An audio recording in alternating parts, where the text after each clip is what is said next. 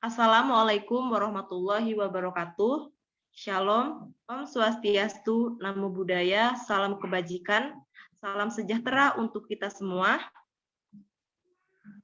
Sebelumnya, perkenalkan kami dari kelas 2D Manajemen akan membahas materi mengenai uji statistika non-parametrik yang beranggotakan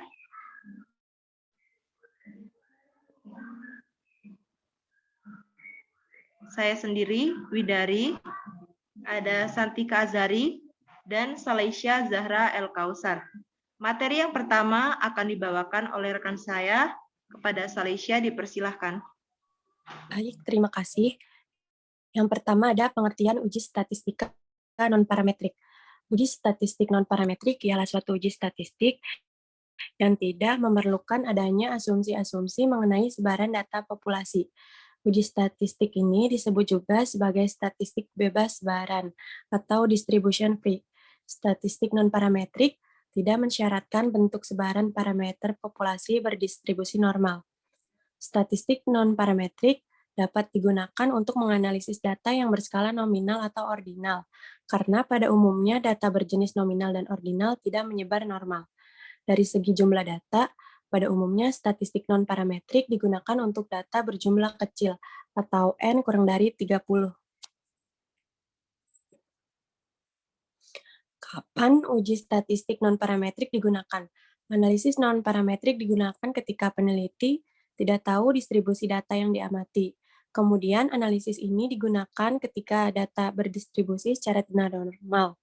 Analisis ini digunakan bukan hanya data dalam jumlah kecil saja, namun juga pada data berjumlah besar yang distribusinya tidak bisa dipastikan.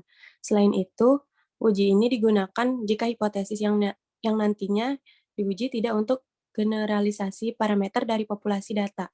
Walaupun sebagai alternatif, namun analisis non-parametrik ini tidak dapat diaplikasikan ketika jenis datanya adalah kontinum. Maka dari itu, jika jenis data adalah kontinum, harus ditransformasikan dulu ke non-kontinum. Selanjutnya akan disampaikan oleh... Baik, terima kasih. Materi selanjutnya, keunggulan statistik non-parametrik.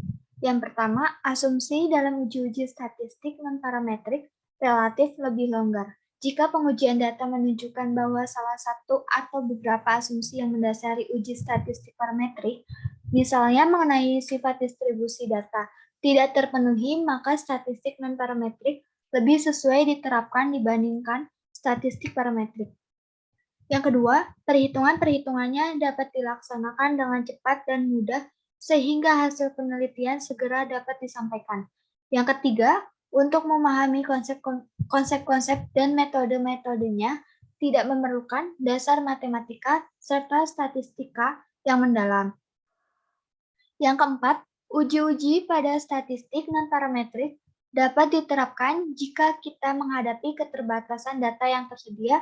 Misalnya, jika data telah diukur menggunakan skala pengukuran yang lemah, nominal, atau ordinal. Yang kelima, efisiensi statistik non-parametrik lebih tinggi dibandingkan dengan metode parametrik untuk jumlah sampel yang sedikit. Keterbatasan statistika non-parametrik.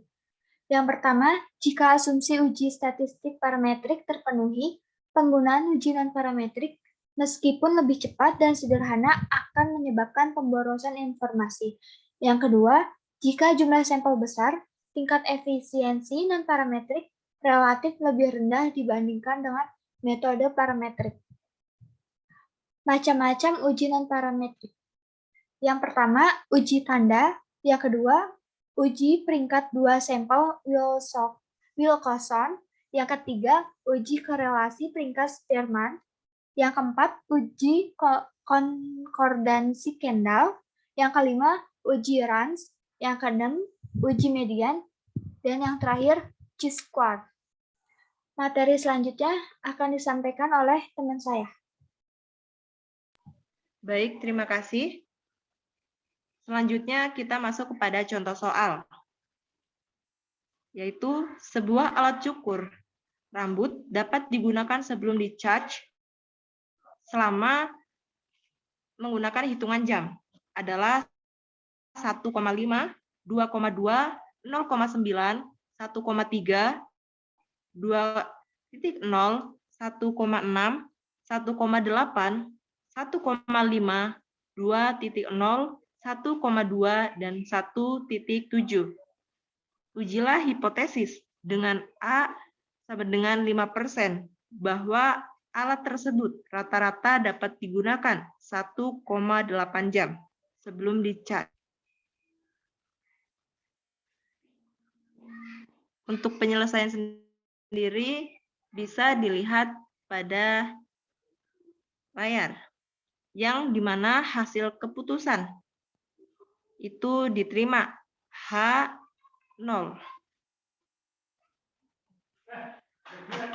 Cukup sekian penjelasan dari kelompok kami. Kurang lebihnya mohon maaf. Wassalamualaikum warahmatullahi wabarakatuh.